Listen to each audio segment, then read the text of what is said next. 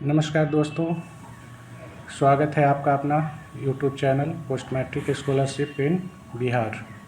जैसा कि आपको पता है कि 2026-27 के लिए आपका आवेदन करने का पोर्टल खुल चुका है। जैसा कि आपको पता है, पिछले साल की तरह 24-25 और 25-26 की ही तरह आपको NSP पोर्टल पर जाकर अपना OTR जनरेट करना है। तो आप का अप्लाई करने के लिए सबसे पहला कदम है वो नेशनल स्कॉलरशिप के पोर्टल पर जाकर आप अपना OTR जनरेट करेंगे। आप OTR जनरेट करने तो जानते ही हैं कि नेशनल स्कॉलरशिप पोर्टल पे जाएंगे तो आपका मोबाइल नंबर और ये करेंगे तो आपके द्वारा लॉगिन करने पर OTR जनरेट होगा।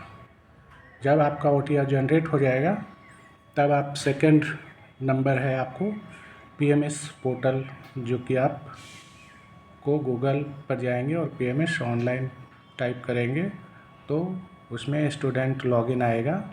आप स्टूडेंट लॉगिन में जाएंगे तो आपसे वही OTR मांगेगा जो आपने नेशनल स्कॉलरशिप पोर्टल से प्राप्त किया था। तो जैसे आप OTR डालेंगे आपका नाम, पता, सारा चीज़ खुल जाएगा। तब आप तीसरा स्टेप होगा कि आप अपना प्रोफाइल कंप्लीट करेंगे। प्रोफाइल डेट मीन्स कि आपका personal details, income and caste भरेंगे, पासपोर्ट साइज फ़ोटो अपलोड करेंगे और आधार सीडेट को चेक करेंगे। दोस्तों, बच्चों, सबसे बड़ा चीज़ यही होता है प्रोफाइल कंपटीशन आपका।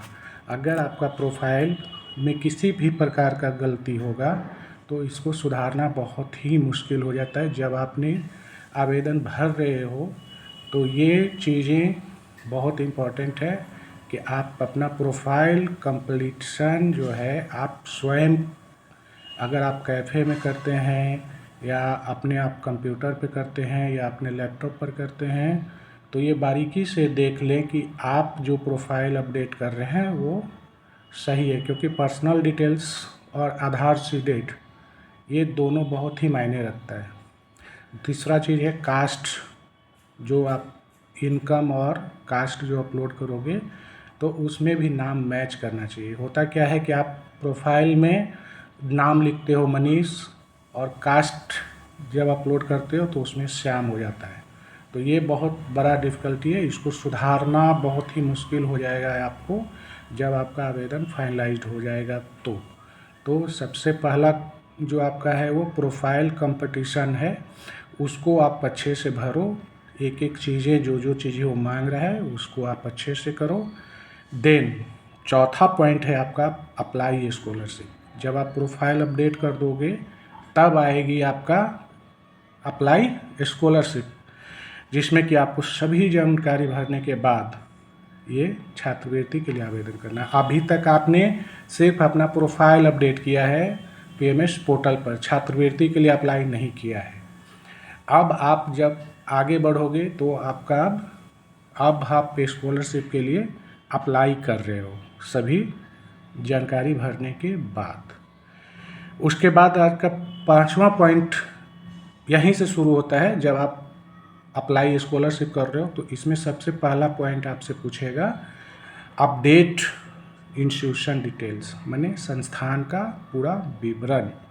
अब संस्थान का विवरण में क्या होता है बच्चों कि आप जो है ना, आप पढ़ते हो X विद्यालय में या X कॉलेज में, लेकिन आपको जब वहाँ पर खोलते हो तो आप Y भर देते हो।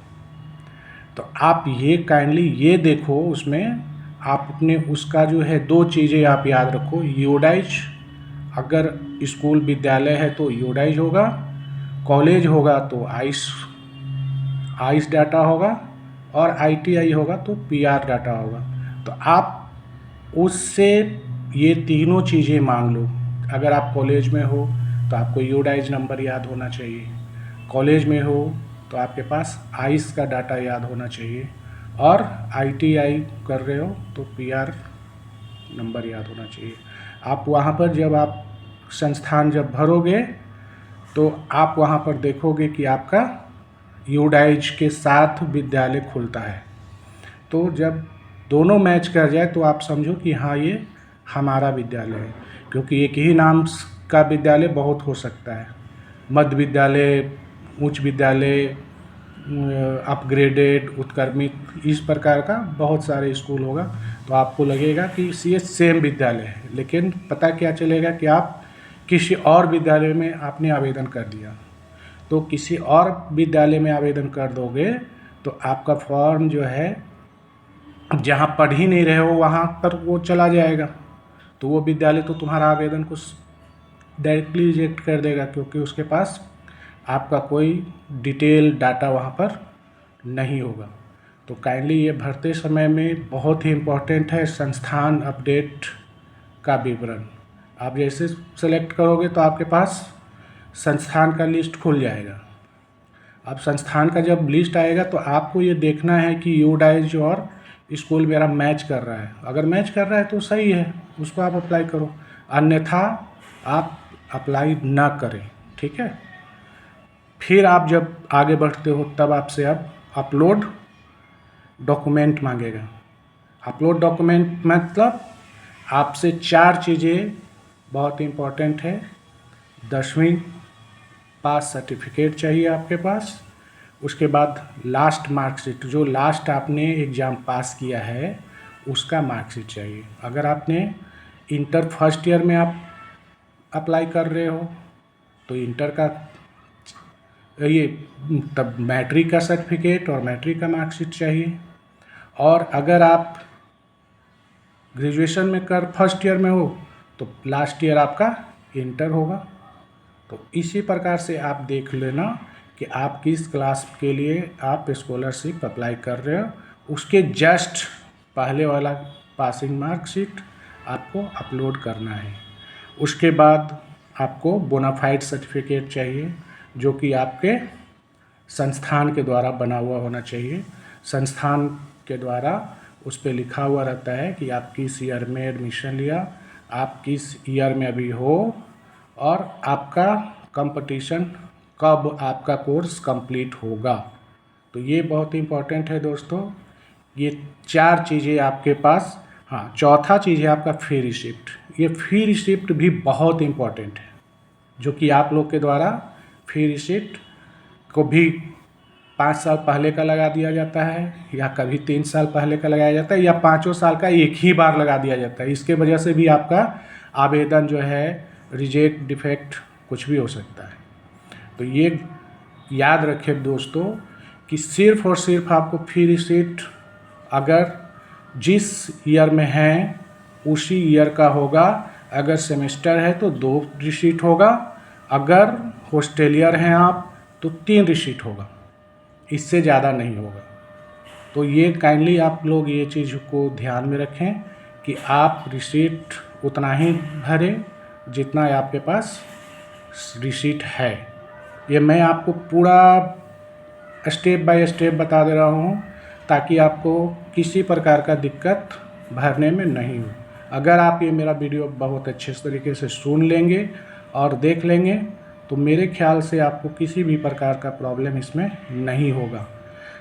जब आपने ये सब चीज़ें कर दिया तो आपको 7वां पॉइंट में आएगा, 7वां नंबर पे आएगा रिव्यू एंड प्रीव्यू। आपने जितने अभी तक भरा वो सारा का सारा आपके स्क्रीन पर दिखेगा कि आपने क्या क्या चीज़ भरा है। ये बहुत इम्पोर्टेंट है दोस्तों कि आपका जो आवेदन है वो आपके सामने में दिखेगा जो आपने भरा है। तो आप एकदम एक एक चीज़ को देख लें कि आपने क्या भरा और उसी के अनुसार आया है या नहीं आया है। आप अभी तक जो चाहोगे इसमें चेंज हो सकता है। अभी तक आपने जो भी कुछ इसमें अपडेट किया वो आप इसमें चेंज कर सकते हो। कहाँ तक? जहाँ तक ये प्रीव्यू दिखा